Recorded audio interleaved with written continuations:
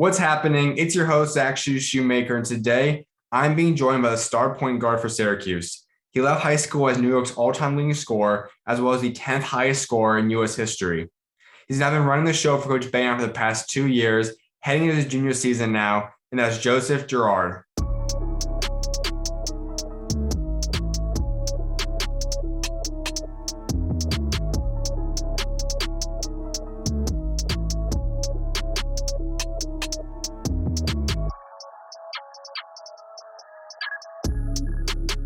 2 seasons are now in the book for you at Syracuse. Last year was a great run to the Sweet 16.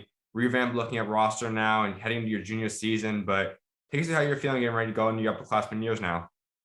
I'm ready to go. Like you said, it's been good the past 2 years.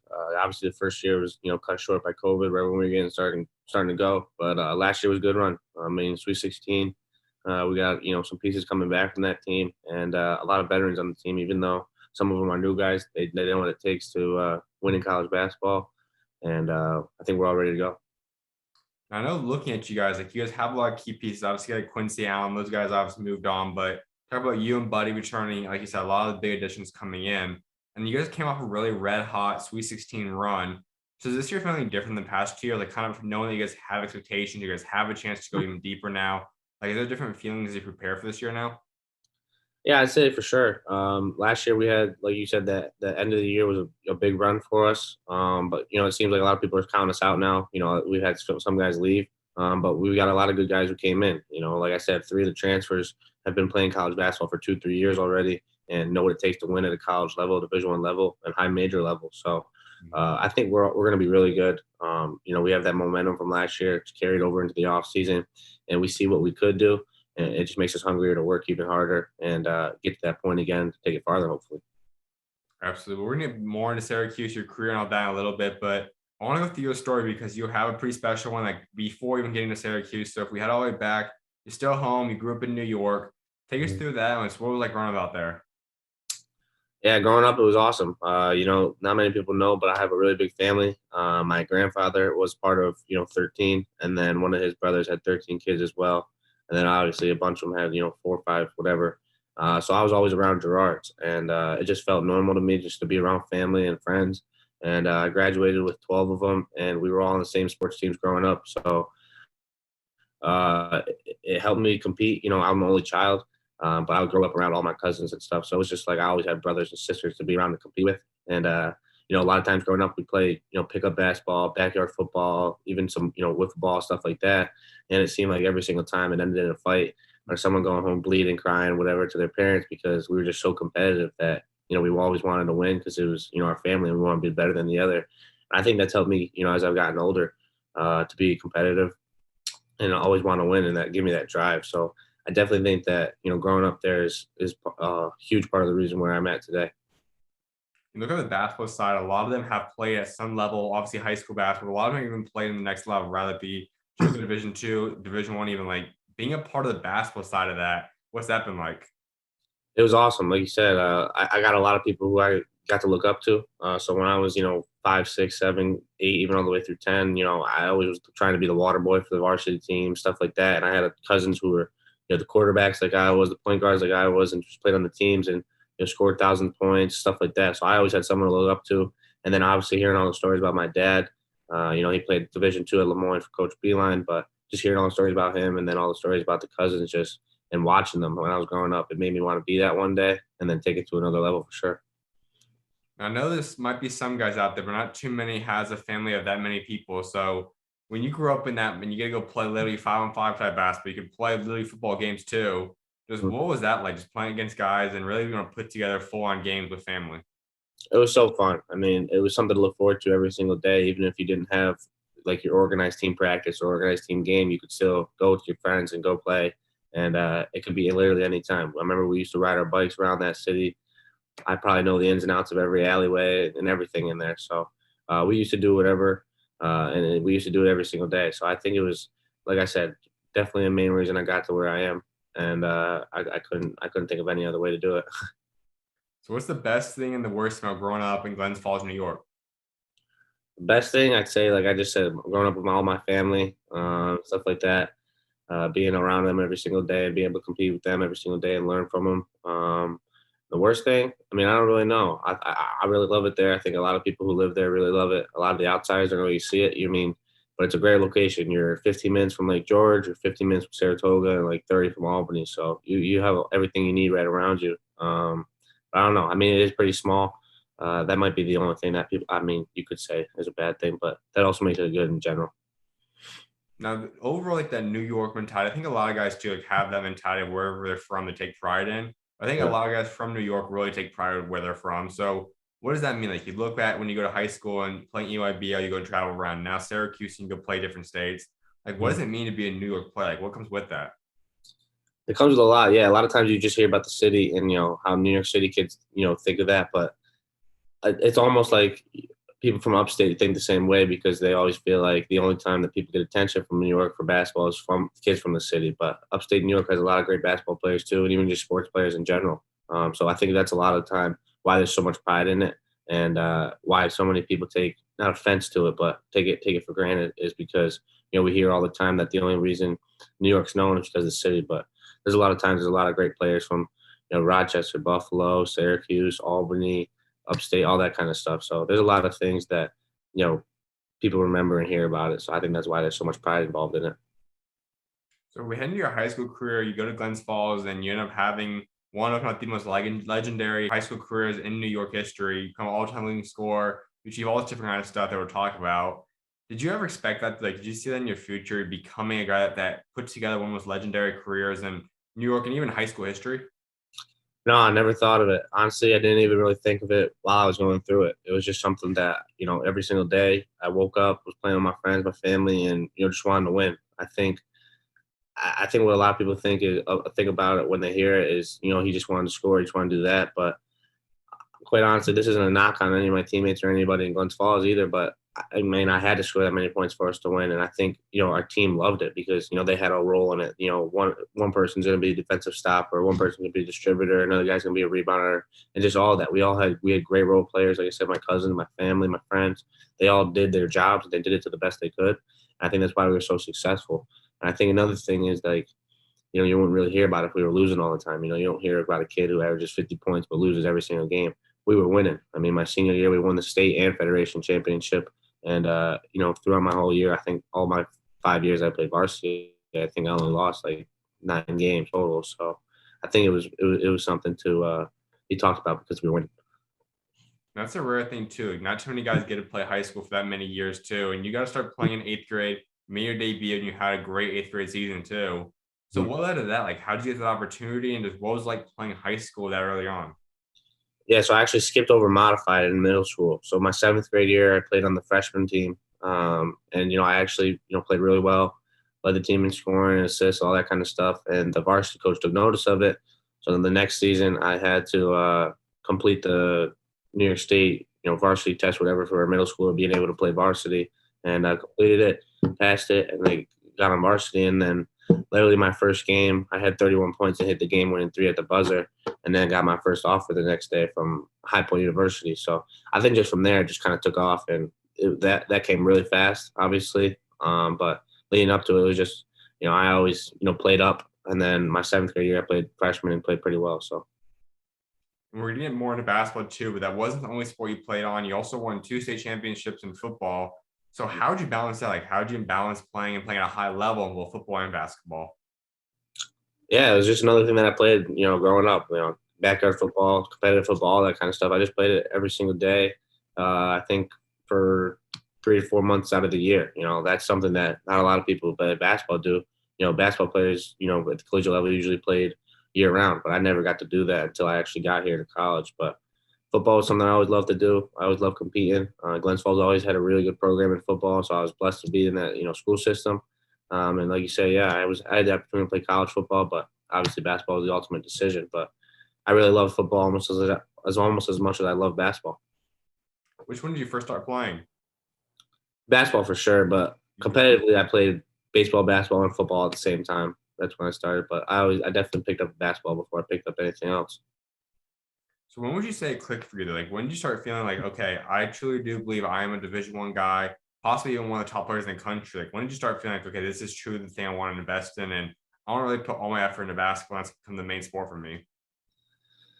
I mean, I knew like I was a Division One caliber player starting after that eighth grade. When I started getting offers and played on the EYBL, playing up a level at the City Rocks. I knew that then. And then for the football though, I mean, I didn't get my first offer until my sophomore year, right after we won the state championship. But I think it was because so many schools just figured I was going to play basketball. Mhm. And I started getting calls from like Penn State, Indiana, Wake Forest, Big Ten ACC schools to play football for them, and even at some SEC schools. But some of them wanted me to play both. But I'd say after my junior year is when I really decided that I was going to play basketball. After Coach Boeheim and GMAT came and had a dinner at my house, Coach K, Coach Shire, Coach Beeline, Penn State staff, Notre Dame, all those guys came to my house and had dinner with my family. That's when I really was like, yeah, I should take basketball even more seriously. Obviously, I took it seriously even before, and I think basketball was obviously always the main thing. I never really worked out or practiced football. I was just kind of naturally good at it. Mhm. And like during the season, I would obviously work out with it, but basketball was something that I always worked out on. Like, after practice, getting extra stuff in, before practice, getting extra stuff in, weekends, getting extra stuff in. Like, I never really did that for football. But basketball, I think, basketball was the mindset for sure. I do know that there are some guys that have kind of managed to find a way to play both football and basketball in college. And like you said, you're being recruited. You could have had offers for that, but was that ever an opportunity? Like, did you ever consider, did a school ever give you opportunity to play both sports? Like, how that look recruiting wise for you? Yeah, like I had a few official offers from like Tulane, UMass, Penn State, like I said, wanted me bad. Wake Forest had called, Indiana. So a lot of those schools were like, I think Penn State was the biggest one that was like telling me I could play both. They were really pursuing me hard because Penn State was in my top six for basketball when I narrowed the list down, and they were still calling me about playing both there as like I don't know if it was more of a way to like persuade me, like a more enticing thing for me to go. Mhm. And I remember other schools when I got an offer from Ole Miss for basketball. They brought up the football thing, Rutgers as well. So there was a lot of schools that were enticing me to play both. And a lot of schools, BYU came and watched me play football games, stuff like that. So a lot of schools kind of took that route. But I just left all my options open for a long time, and then obviously decided basketball was it. So was that ever appealing to you? Like, did you ever seriously consider that? Or was that something that you kind of started feeling like, okay, basketball's really what I'm going to go all out for? Or like, how that really look when you're coming down to the decision? Yeah, I mean, I seriously considered it until, like I said, that junior year. Like I was listening to everybody and doing all that, and then when AAU hit and all those guys came to my house, I was like, basketball is it. Like I'm just focusing on that for sure. But I obviously want to play my senior year of football too. So Hmm. Now, when you look at over, like I said, you become the all-time leading scorer in New York history, past Lance Stevenson by over 1,000 points, and you really achieve a lot of different things there. But to be able to do that kind of feat, become a top 10 scorer in U.S. history as well, is not something easy that a lot of guys are obviously capable of doing. So, how did you do that? Like, how did you become such an elite scorer throughout high school? I think I give all the respect to my teammates and coaches because there's some people who could have said, oh no, this isn't fair, we don't want him doing this, or oh, I'm jealous of this, that, and the other thing. But no, all the teammates, all my coaches, even the community was all behind it and all behind us. Like it was a team thing. When I scored 50 points, we scored 50 points. So and we also scored. My teams averaged in my high school like 89 to 90 points a game. So, I was scoring 50 of them, but we also, other guys scored 40 points. Like we ran up and down, shot a lot of threes, and had a really fun way of playing basketball. So it gave me a perfect system and an opportunity for me to do what I do and do that. So it was really fun, but I definitely you got to give the credit to my teammates and coaches and just community in general for embracing it and not tearing it down. Now, your first two seasons are numbers that are a little more comprehensible. So we'll get into those first ones at first. Your first one, 34 points a game, still something that very few guys are able to do, but some guys have done that. But you're doing this as a freshman. So how are you able to do that as a freshman? Just what was that freshman year like for you in high school? Yeah, like I said, the veterans above me, the leaders, the guys, they all, like I said, were some of them are my family, but some of them are my friends as well, just playing sports all together, knowing them, knowing me. And they just kind of bought into it too and kind of understood that even though I'm younger than them, that's going to be our best way to win. And so I got to give them all the credit for sure because, I, being a 13-year-old kid, I wouldn't, and having 18-year-old leaders above me, I wouldn't be surprised if one of them got mad or said like, no, we're not doing this or anything. But I'll give them all the credit for allowing it and not being too mad about it. You also brought up a few times like you've got to play with a lot of different family members throughout your high school career too. So if you were to rank the top three Girards, and you can include yourself in this list too, who's the top three Girards in terms of basketball and family line?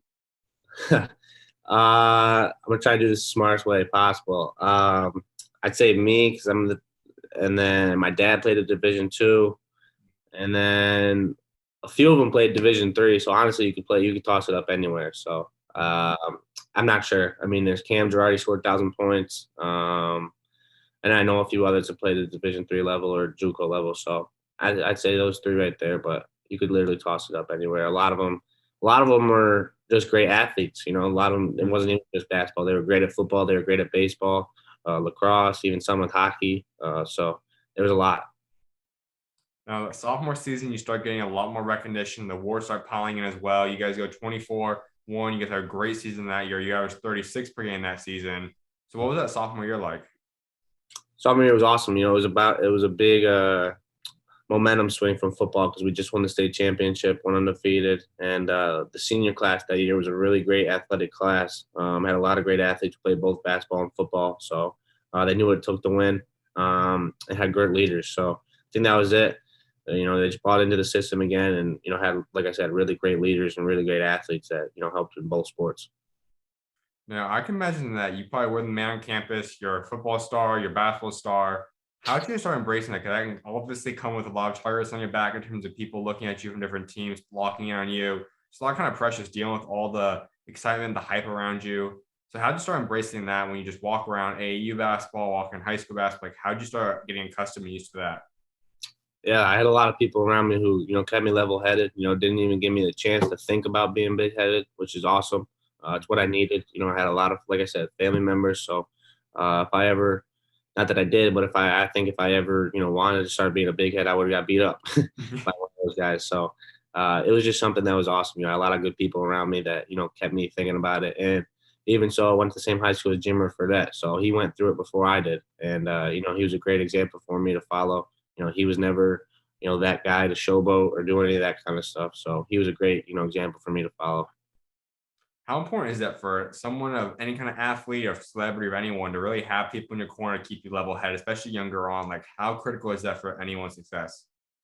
I mean, it's unbelievable. You need to have it because, there's guys nowadays where we probably don't even know their names anymore because, as a young kid, they were getting hyped up. And then now you don't even hear about them anymore because they're not playing the game or they're doing something that's getting them in trouble or jail, something. So it's great to have. But honestly, I think there's probably so many of those kids that we don't even hear about anymore because, or don't know their names anymore because they were so hyped up at a young age and, got too big for themselves. Absolutely. Well, heading to your upperclassmen years now and your junior season, you average 50 points a game. There's some guys that might have one or two big 50-point games that get put all over social media. You average that throughout the entire season as a junior. How did you do that? And just what was that junior year like? Yeah, that was unreal to be honest with you. I don't even know how to explain how I did it. Like I said, it just kind of came with how we were winning, how we were playing. We averaged nearly 90 points a game, and it was a fast-paced offense, a lot of threes, a lot of fast break opportunities, and just pretty much anybody in the court could get it and go. So we just scored a lot of points, and I think that obviously I took the majority of the shots, and I think that's why obviously I was scoring the most. But yeah, I mean, that junior season is definitely where I took off. I got a little, like from football, I got a little stronger, a little taller, a little bigger, and a lot of confidence that year. So I think that, and a lot of schools started offering me and just gave me even more confidence. So it was a lot of fun to say the least. Now, some people might throw out there maybe it's not the most elite competition in the world you're going up against, this, that, and the third, but 50 points is still 50 points. Like that's something where you have to hit a high percentage of your shots. So how did you start doing that? Because 50 points, like I said, is one of the career highs for some guys out there. You get the lead of the league.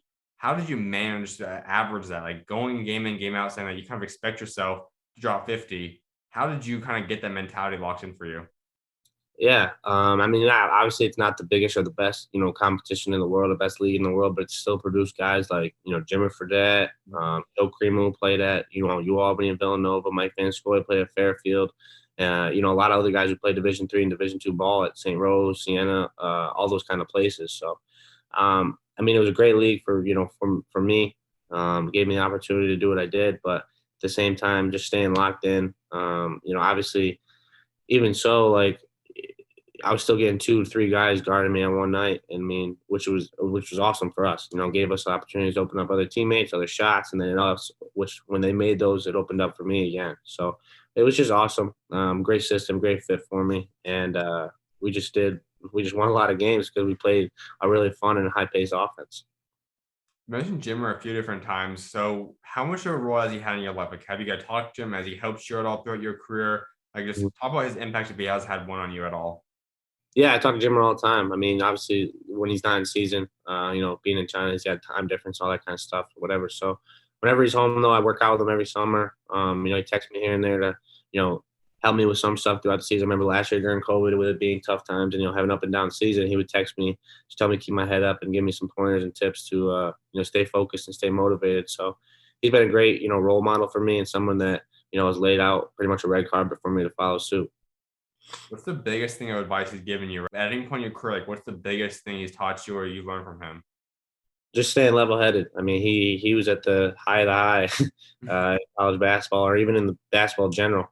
I mean, I remember Kevin Durant was tweeting about him. Everybody was tweeting about him, and Jimmer Mania literally took over the world. So I think if he was in the NIL, the Rome, he would have made a lot of money in college. But yeah, he's just been through it. So I know everything that he says is correct because he knows what he's done. He's gone, experienced it, and played at every single level of basketball. So I just listen to everything he says because I know he's right.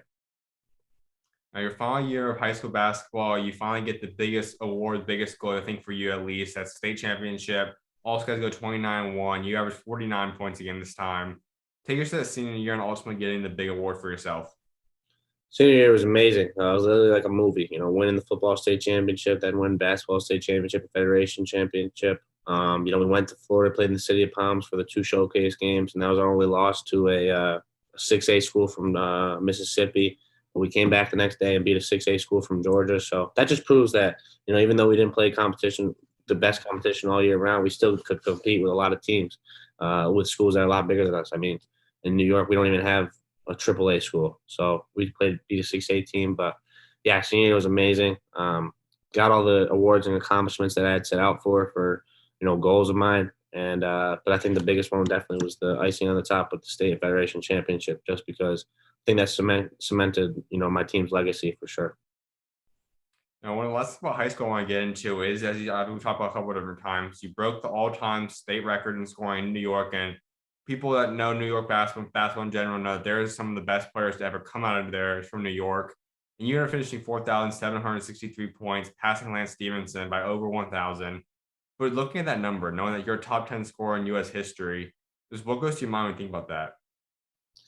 It's crazy. Honestly, I still don't think I've had the time to really look back on it and be able to appreciate what it was. I'm still only 20 years old. I'm still playing college ball and hopefully making a career out of this. So I think though when I'm older, I'll definitely look back on it and think about how crazy it was. But don't get me wrong, I do know and appreciate the New York basketball, how much legends have come through this state and brought basketball to an attention here. So I'm grateful for it all, but I definitely think later on I'll appreciate it even a lot more. Now, if I talk about New York as general, is this been some of the best players ever, like I said, that came from New York? So, in your opinion, all time, who's the top 5 players ever come out of New York? Jeez, I don't even know. I think there's way too many to name. I saw a list one time on the internet. It had probably 20 names on there. So, I mean, you could go any way with this. You could be right. You could be wrong. I'd say Lance Stevenson's got to be in it. Marbury's got to be in it. Just because if we're talking strictly high school basketball. Pretty sure Leitner's from New York. Mm-hmm. Who's the big man that's from New York? Luel Alcindor or whatever. What's his real name? And then let's see. I know there's another great high school basketball player. I'll just put Jimmer in there just because of the career he's had in general. So I think there's obviously a lot more New York players that you could put in that top 5, but there's definitely those 5 right there are just great in themselves. Absolutely. Well, let's go through this recruiting process because as you went through high school, you talked about more and more offers came in to the point where Coach K, one of the greatest coaches of all time, sitting and eating with you guys, Coach Boeheim's obviously coming and talking to you, one of the greatest coaches in NCAA history. And this goes on all these big programs recruiting you. So, how did you go through this process? How did you narrow it down, and why was Syracuse your home you decided to go to?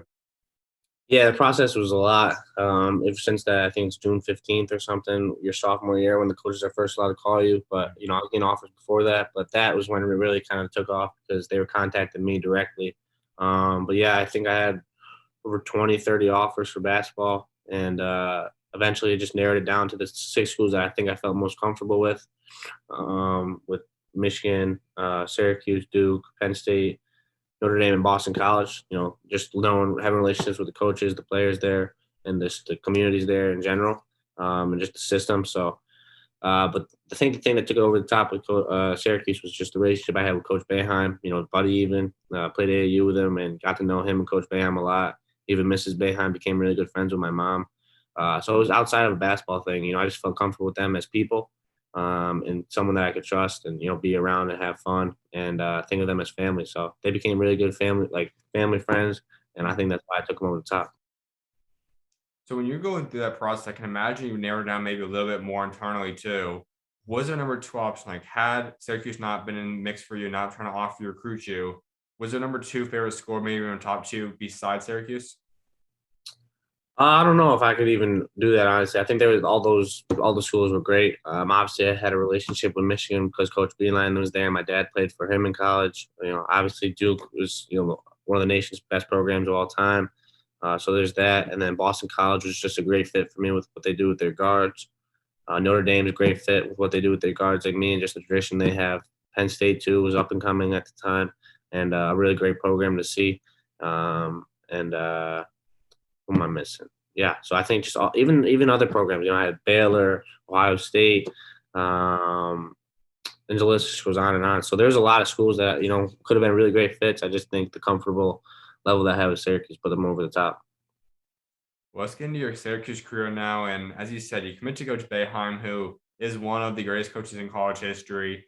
So what has that been like? Because you've been now with Florida General for 2 seasons. You're going to have two more possibly to still go, maybe even three possibly. But you guys have to have a close bond because the point guard and head coach are the closest guys on the court. How have you guys grown that bond so far? And what's it been like being Coach Boeheim's point guard? Been amazing. You get to learn from the best, him and GMAC. GMAC did exactly what I was trying to do here. Same kind of player. So I've learned from him and Coach B, the two best at it, I think. And just the relationship I had kept growing, like you said. I've known him for 7 years now, from AAU all the way through now. So I've got to grow that relationship even more, and it's more of even an off-court relationship too. So it's been amazing, and I couldn't be in a better situation, I don't think. Do you feel like you guys just kind of clicked, were on the same page from day one? Did it take a few games, maybe a couple of months, maybe in a whole year? Like, when did you start feeling like, okay, you know what he wants you to call? Like, you guys start really getting on the same page together?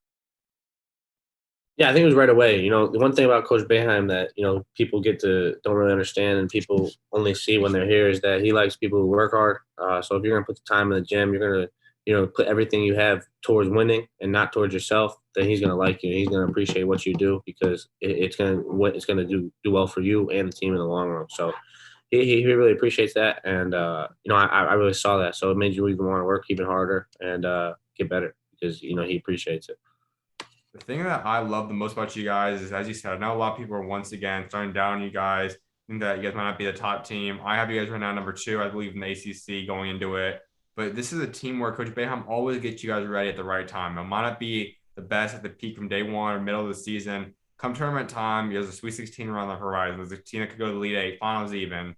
How does he do that? Like, how does he work you guys through a season to make sure you guys peak at the right time each year?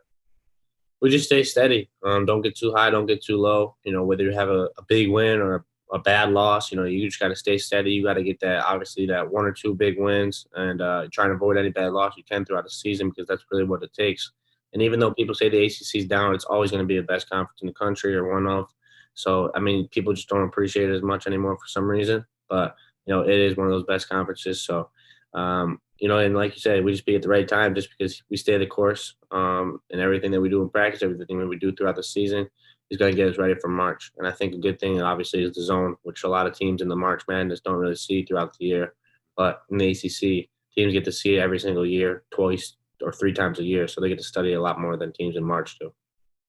So you're 2 years down, Coach Boeheim as your coach. As you said, you got to know him for a little bit before that. What's your favorite memory with him, or even the funniest moment you've had with Coach Boeheim so far? Um, the funniest moment I'd say is probably on an AAU trip. I remember one time, the families or whatever went out to dinner, and it was like a good restaurant that Coach Boeheim knew about, and I think it was like me, my dad, buddy, and Coach Boeheim, sitting near each other, or whatever, and they gave Coach like a sombrero and like a hat and some whatever those little things drums are called, and he started playing it, which was pretty funny. Just something I remember, and it just goes to show that he is like a normal guy and someone that you can relate to and talk with and just have fun with because he is off the court like a really normal guy that people don't really get to see. No doubt. So we head into your freshman season. You end up starting all but 2 games that entire year, and you're the point guard on one of the marquee programs in the entire country for college basketball. So was that always the plan? Like, did Coach Boeheim expect you to be the leading point guard heading into your freshman season? Did it kind of take some time to prove it? Like, how did you ultimately become the point guard so early on in your career? No, I definitely don't think so. I mean, leading into the year, even he'll say it to this day, like he didn't expect me to even, play much, play here and there. But like I said, he appreciates hard work, and I just kept working hard, and getting better through the trip throughout Italy, and then those two exhibition games. I think I proved myself. And then the first game against Virginia, obviously it was just a tough game for everybody. But then that second game against Colgate, I went in and provided a spark. And when we were losing, and then I came in and we just kind of took the lead. I actually started that second half, and then from there it was just, a great opportunity for me to help the team win. And from there, it's been history. The rest has been pretty good so far. So I think it's about every 3 or 4 years that program goes out and takes a foreign trip to get before preseason, kind of get you guys chemistry. I don't think that gets talked about enough because each time that happens, freshmen are more ready to go for the season. The teams are more closer. So how big was that trip for you as the team? Like going to Italy for the couple of weeks out there. How big was that for you in your development? Also chemistry wise for the locker room. It was huge. We were a really young team that year. Only we had a senior, so I think that's why we took it. It was a great opportunity for even Buddy, his sophomore, the rest of the sophomores, and us. We had a few freshmen on the team to learn a lot of the system and play together. Play well. So that was definitely big for us and helped us have the year we had. But I mean, it could have been even better, but it still helped us get to the point we were at. What's your favorite memory from the trip? The food. I'm Italian, so I definitely think the food. Unfortunately, I was really sick that trip, like really sick. Lost like 12 pounds throughout it, but I still got to play. Was taking everything that I could in order to help me play because I wanted to play so badly. Didn't want to be looked at as soft, but I was really sick. But other than that, I think the food was probably my best part. Now, growing up in New York, obviously, I know there's a lot of probably the best in America in terms of getting Italian food, but Italy is obviously where it's from. So, which place would you say is the better? Like, do you like it in New York style more? Do you like the actual Italian food? Like, who kind of makes the best type of food in your opinion? I'm gonna have to, so I don't get in trouble, go with my mother and my grandma. But like if you want real Italian food, like real, obviously it goes over in Italy. But don't get me wrong, I appreciate all the Italian food here in New York too. Is pretty good. No doubt. So, your freshman season, you have a few different big games. Maybe one of the biggest breakouts for you was, like you said, Colgate was a big one. Oakland, you had 27 that game. But which game that season like stand out the most, Chick? Which one from your freshman season was your favorite one? Probably the third game of the season was my first like start against Seattle. I think I had like 24 and only missed like one shot that game, but that was like the turning point for me to really understand like, yeah, I could do this and I can help this team win and be the guy to help the team win. So I think that was probably, yeah, although it was early, I think Mhm. that was definitely like the turning point for me to notice that. The star of that team was Elijah, guy obviously went to the NBA then. How big was that for you? Like, I feel like a lot of guys always say when there's an NBA player, like their mentality is at that level. You just kind of see the work ethic. How big was that for you, kind of getting watched and learn from a guy like Elijah? Yeah, he was just so skilled, so talented that just watching him was amazing. Getting to play with him was amazing as well. He's a good leader, good guy. Someone that everybody always loved to joke around with, laugh with. So yeah, having him on the team was definitely a good thing for me. And you and Buddy have had that bond for a while, so this wasn't the first time you guys kind of formed that duo. But how have you seen your guys' bond grow? Because you guys are a pretty good duo now, as we saw the past March run and the ACC tournament, NCAA tournament as well. But what's this been like seeing the way you two have grown together since you guys have been playing AAU and just growing up together? It's been awesome. I think we've both gotten a lot better. Obviously, you've seen what Buddy did last year was amazing. but yeah, it's been awesome. Great to play with them, with roommates as well. So just being able to do that, go out, even have some fun with some golf, stuff like that. Do anything, just grow the bond because the top of the zone, you gotta be playing together. So you gotta have that kind of bond and be able to have each other's back. So it's been fun to really play with him and really see how much better he's gotten and appreciate how much hard work he's put into to get to the point. Take us a little bit back when you guys first met. How that happened? Take us through when that was. Just how did you guys first start this relationship? I think it was like my eighth grade year. I was playing up for the City Rocks on the UIBL level, and Buddy was in ninth grade at the time, but he was the right age. And him and a few other guys from Syracuse came to like a City Rocks practice to see like if they'd be on the team or whatever. And that was when Buddy had like kind of long hair, was really skinny, wasn't very coordinated. He could still shoot a little bit, but you could tell like he was still growing into his body and stuff like that. So that was the first time, but then they didn't even play on the team that year. They went and played on their Syracuse like gym rats team or something that they had. But then the next following year is when he started playing with us. But yeah, that was the first time I saw Buddy. But then seeing him like a year or two later, it was like a completely different guy. Mhm. And you guys both are not necessarily like freaks of nature in terms of some of these basketball guys. Like you're 6'1", right around the 190, 205 type range all the time. Like you're not the most explosive, most quick point guard in the world. Buddy's about the same thing. He's got a little bit more height, but seeing how far you guys have both come from that point to now being debatably the best duo in the country this upcoming season, how crazy thinking about that? It's amazing. Like you said, it's just hard work's paying off. We're not gonna wow you with our size or our speed or our quickness, but we've got enough of it to where we can be successful at this level Mhm. and help teams win. So I think that's all really matters. Um, a lot of those times you see those freak athletes, and that's all they are. They're just athletes who are able to go get a rebound or go put a dunk on somebody or get a layup. But you got to have some skill to the game, and I think that's what we have. People don't really see it, but we got a lot of skill to put the ball in the basket, which is a main component of the game.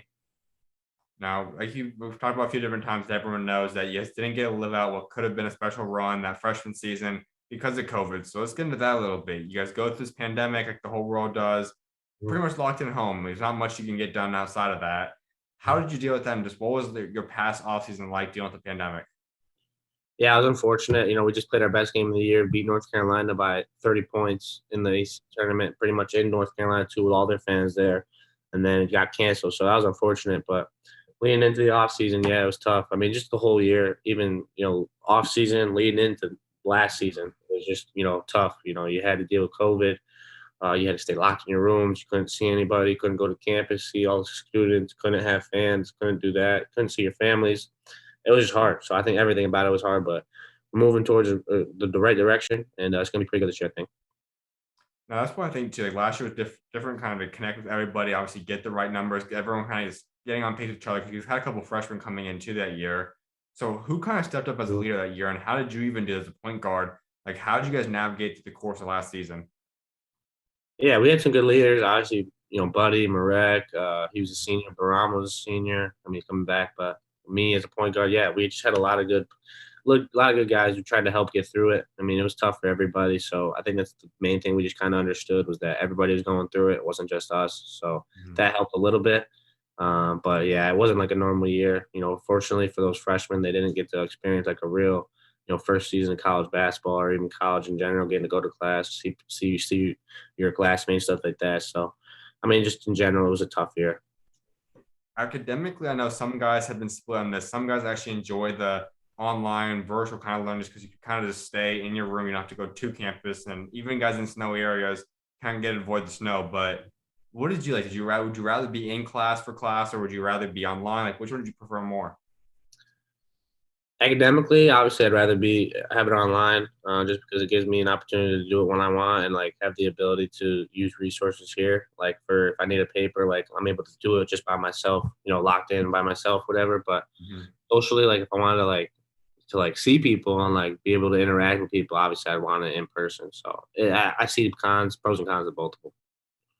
Now, overall, you started a pretty solid season. A little bit drop off from numbers, but I think 1 or 2 points per game, but 10 points a game, 3 rebounds, 3.5 assists, 1.4 steals. Pretty great year still. Walk us through this past year and just what your sophomore year was like. Yeah, it's really up and down. I think the biggest thing for me was my mindset. It wasn't where it needed to be like it was freshman year. I had ups and downs, like I said, and I think not making an excuse, COVID had a little bit to do with it, Mhm. and just my mindset had a little bit to do with it. I got COVID during the year. Anybody had at the same time during the Christmas break, and with asthma, it made me really tired. My lungs were pretty hurt from it, but I got through that a little bit. Weeks later, like a few, maybe even months. But one thing that thankfully, Coach Boeheim, he still believed in me. The team still believed in me. Coaches still believed in me. My family still believed in me, and it helped me keep pushing a little bit through it. And then when March came, I think the difference was my mindset was just a lot better. It was back to being like clear. I worked hard, got back to the gym, was working harder for it, and it just paid off in March for sure. So I just thank the coaches, the players for all still believing in me, having faith in me for it. But it was definitely an up and down season for sure. Obviously, it wasn't terrible, but it wasn't good. So there's a lot more to improve for next year and help the team win a lot more games. I have heard some stories. A couple of guys that come on and talk about when they have that COVID, it's lasted effects of some type of degree, whether it be small, just Mhm. breathing stuff. Like it's lasted throughout the rest of the season for them. Did you kind of heal up pretty quickly? Like come March, were you pretty much 100% that way? Did you still have effects from it, or how did you heal up from it? Yeah, it took me a while. Like I said, I was just tired. It felt like every time I could lay down or sit down, I was gonna fall asleep just from it. And my asthma too, kicked in pretty bad with it. But it was nothing like that. I was so sick. It was just tired, and my body was like not to where it was. Playing Division I level, you got to be, in a certain shape and a certain way with your lungs. And just with COVID, it wasn't allowing me to do that sometimes with my lungs, which kind of hurt. But I got through it. My teammates, my trainers all helped me work through it. We all worked through it. I mean, a lot of us had it, so we all dealt with the same thing and the same problem. So we all got through it eventually, and worked hard for it. So we have to get into March because everyone says that special things happen in March, and that was definitely your story for you guys. All of a sudden, you guys probably weren't kind of borderline team, could possibly get in, but maybe would be one of the first teams out before March came, and then you guys go on this run, the ACC, incredible type of run. You guys then head into the tournament, as we know, become a Sweet 16 team. Just take us through what changed for you guys. Like what clicked, what allowed you guys to all of a sudden come together and play like one of the best teams in the country. We all just wanted to be great. I mean, we wanted to win a lot. Obviously, Buddy having the amazing March that he did helped a lot. And all of us just kind of played better in March. We were hungry for it, and like I said, the plans that Coach Boeheim lays out for you, yearly, it always works. So we were grateful to have him on our side for sure, and we all just worked hard. Like everybody was hitting on that run, but obviously, like I said, Buddy is hitting shots. He looks like Carmelo Anthony from about 10, 15 years ago. He's got all these, basically making shots from 5, 6 feet out from behind the line. What was it like playing with a guy that was that hot?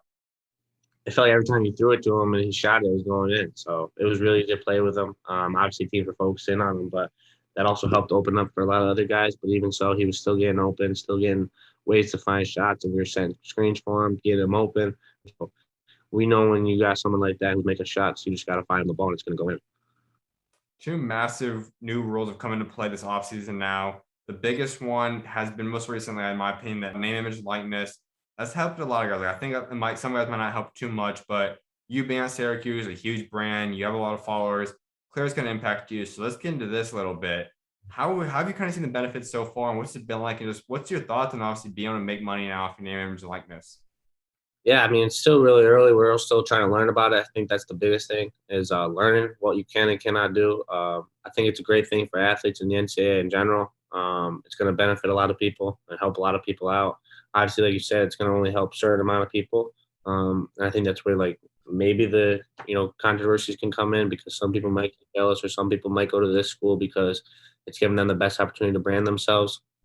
But other than that, I think it's really good because like you said, you're making profit off of yourself. I mean, you're not making it off of somebody else, and somebody else isn't making it off of you. You're making it off of yourself. So I think it's been a good change. And obviously, right now, I'm still learning about it, but I'm looking forward to see where this stuff kind of goes.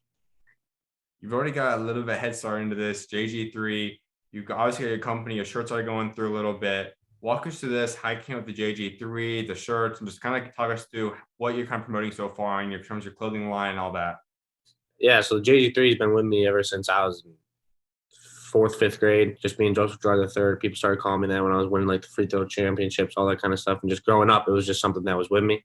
Um, So yeah, the players trunk is run by a former Syracuse manager, Hunter Pomerantz, and his brother and another guy. And a week before, July 1st had hit when the rule passed, they kind of started putting out ideas for me and seeing if I'd be interested. So obviously, I was like, yeah, of course. And it was great. And they have a license with Syracuse as well, so they're able to put us in the Syracuse jerseys. But I just think the biggest thing is we're all still learning about all the rules and stuff. So it's interesting to see where a lot of things go. But that was something that was pretty cool for me. The biggest thing for a lot of guys now is kind of learning to balance that. Obviously, making money is what you guys should have been able to do all along, but it also kind of keeps the balance. I know some guys, it's a huge distraction for some just right off the gate right now, but come season time, how do you plan to balance that and really stay locked in on basketball and balancing the business side of basketball? That's not going to come along with it. Yeah, it's been the biggest thing so far is like coaches and my family and I are saying like the main thing is still basketball. Like you still are whole focused on that. I'm not a businessman. I'm a basketball player. So I'm still focused on working hard, getting better, helping the team get better. I think that's what we're all still focused on. Obviously, it's a great thing that's happened. That's why you got people like your parents, or you have the ability to have like a marketing agent and other surroundings to help you out to focus on that kind of stuff, and you could just focus on the basketball. And if they think it's a good deal, or they say it's something good for you, and they read the contract and you read it over, and then you sign it, but that's all you got to do, then that's good. But working out and playing basketball is still the main thing. Absolutely. The other big thing that was kind of established a little bit beforehand, but now came into effect this past summer or spring was the transfer rule. No longer have to set out for a season after you transfer. And every roster got impacted in some way, shape, or form. You guys had a couple of guys go pro. You guys had a lot of guys transfer out. And then you guys also added a lot of pieces. So just walk us through this roster now coming together, the additions of Symir, Jimmy's coming in, Cole's coming in, Benny's recruiting in from 2021 class. Just walk us through this new looks and addition. What you like with the roster so far? Roster's amazing. Yeah, we lost a few guys, but we got a lot of guys who are good who came in. Obviously, Benny was a really top recruit, really good players, really athletic. He's going to help us a lot. And like you said, with Symir, Cole, and Jimmy, I think the biggest thing with all three of them is they're veterans. They've been in college basketball for 2 or 3 years. They know what it takes to win at a Division I high major level, and that's been the biggest thing is because they came in right away knowing how to work hard, knowing how to win, knowing how to help a team, knowing how to communicate, all that kind of stuff, being already. So it wasn't much of a transition for them. And with those summer workouts, summer practices, and all that stuff, it's been smooth sailing. You don't really got to teach anybody anything new. They already know how it takes to win. So when there's a lot of changing, new guys will be able to get a bigger opportunity for themselves now. We know Buddy's gonna be Buddy. We know you, what you're capable of. But who's someone on this roster you think could have a breakout season? Like, is there someone that so far has come back and to work out so far that you're like, wow, he's really taking another jump in his game. He's gonna be huge for us this year. Yeah, that's the thing. Like everybody's been great, and like I said, we only have the seven of us here, so we haven't really all been together at one point. But I like the way Benny's looking. I like the way Symir's looking. Cole, Jimmy, the big man, Jesse. They haven't really been here because they've been traveling. Frank's been working hard here. So I think everybody's been working hard. It's just a matter of being able to see them all because we haven't all been together. But I think everybody that's been here, that's been working out, that's been working hard, has been doing a really good job for us, and is going to help us a lot. Myself and I know fans are excited for what Benny can bring because I think that's like Coach Boeheim's signature guy, like the long, lengthy, small forward type guards is his signature guys. Developed a lot of those. So how's he looking on so far, and how excited should fans be for him this upcoming season? He's been doing really good. I mean, for the only young guy, the only freshman here, he's bought right in and learned right away how hard it takes to work hard and be successful. I mean, the good thing for him, I think he went to IMG last year for his post grad year, which really helped him because IMG is kind of like a college system. You're doing all that kind of stuff, working out, working hard there. So I think that was really beneficial for him because he's like those guys. Even though he's younger than them, he's came right in and worked really hard right away. So really athletic, 6'9", he's long, he can jump. He's going to, help us on the defensive end and on the offensive end for sure. And I don't think it's being talked about enough yet is this kind of family you guys have put together. When you talk about, obviously you and Buddy we talked about already, you grew up together playing. You bring in Jimmy, who's Buddy's brother. You probably got to know him for a long time too. Samir's grown up in New York. You just kind of got to know him at different occasions. Also bringing Cole, who's been around the East Coast. You guys kind of got to know him a little bit. Like having all this connection that you guys have kind of known each other for this many years now. How has that been just all reuniting, being together now? Yeah, it's been awesome. So obviously Symir being from Syracuse, Buddy's known him for a long time. I got to play with Symir my last year of AAU when I was playing the right age group, and he was playing on the same team because years before I was playing up with Buddy, I played on Buddy's team, stuff like that. And then obviously we knew Jimmy. Jimmy played City Rocks, but just knowing Jimmy from, being Buddy's brother, Coach Boeheim, whatever, all that kind of stuff. So yeah, we've all known each other. And then Cole, I think he played on the BABC EYBL team, and Mhm. I remember playing them probably 8 times, like 3 or 4 times every summer. So we've known Cole for a while. But yeah, no, it's been cool to see that we're all on the same team now at the same time, which is gonna be fun. When you guys do click come March time, how special can this team be, and just how excited should fans be for this year's Syracuse team? So we're very excited. I mean, it's going to be a fun group, a lot of shooters, a lot of space in the floor, guys who can attack and create plays. Defense is going to be good. We're here in August, we're here in June and July and August, September, October, leading up to the season, just working on it. So it's going to be locked in. And like I said, it's a veteran group. So we all know what it takes to win. We all know what it takes to work hard, and we're all going to be ready to do it. How about yourself? You've had obviously almost half your offseason now. You have another half to go till the season gets going. What have you improved on? Like, how much better are you from the last time we saw you? Just improving on everything, doing a lot better, moving well, getting faster, stronger, quicker, all that kind of stuff, more explosive, and just being able to, compete at the highest level and help the team win. That's what I'm pretty much focused on. I can do whatever they want me to, and I'm just going to try and do the best of my ability and help us win. I know for the most part, protocols are out the window. There's some different stuff you might still have possibly, but come season time, fans should be packing the arenas back in. Mask and daily testing and all that's going to probably be gone. How excited does that make you? Just know that fans will be filled up again. The stands will be filled. How excited does that make you? It's very. I mean, I think last week or the week before they announced it's going to be 100% capacity in the dome. So that's just music to our ears. Last year playing in the dome with literally zero fans was not fun. Just made it look weird. There was literally zero fans. There was nobody to play for, nobody there watching you play. Not that you're playing for them, but at the same time, it creates a new level of energy, a new level of intensity. But yeah, I mean, it was hard last year, but I think this year it's going to be really fun. Having the fans back in, we got the best fans in the country, best arena, and best atmosphere. So it's going to be a lot of fun. A few more things before I let you go. One of which is, as we know, you rock out with number 11. Is there a meaning behind that, or why did you choose 11 to wear? So yeah, having the family that I did, my dad wore 11, my older cousins wore 11, and it seemed like all of them were successful in it. So it was just something that I watched and saw all the time. It was just 11 was always around me. And growing up, like when I was like 10 or something, I wore 44 because my grandfather, he wore 44 in football. So I wore that for a little bit, even as a quarterback. Don't get me started. It probably looked funny, but it was just something I saw. So I would see pictures in the house of my dad wearing 11. I'd see pictures in the house of my grandfather wearing 44. So those are just the two numbers that I was just brought around. And then obviously growing older, seeing how 11 was more of an appropriate number, I just started using that when I was probably like 12 from up. Also having your bios be different. Take us through that means and why you have that there. Yeah, it's pretty much my slogan. That's what I go by every single day. I think it started because, like you said, in high school I stayed home. I played for my high school public team, all my friends and family. And you see all these top recruits, all these top guys going to prep schools and stuff. So my slogan "Be Different" came from not doing that, doing my own thing, taking my own path, and being that guy that doesn't do what everybody else does just because it seems like they're being successful. I just want to be successful my own way, have a different path for it, and just being different in general. Because a lot of times when I was home, that's where they could say, "Are you going to get caught up doing the wrong things, going out and doing the wrong things with the wrong people because they don't have the same goals as you?" But with my family and my friends there, my parents, they pretty much always said that you have to be different than everybody else. You're not allowed to go do the dumb things that they're doing because they don't really have anybody watching them. You always have the eyes on you, watching you, and if you make one mistake, you're gonna be done. So it just came from being I guess cliche, being different. Absolutely. Well, something else I was like wrapping up is talking about building a legacy for yourself because all guys want to remember for something. So when that day does come, you walk from Syracuse and you end up walking away from this basketball career you're going to have. What do you want to be remembered for what you achieve both on and off the court?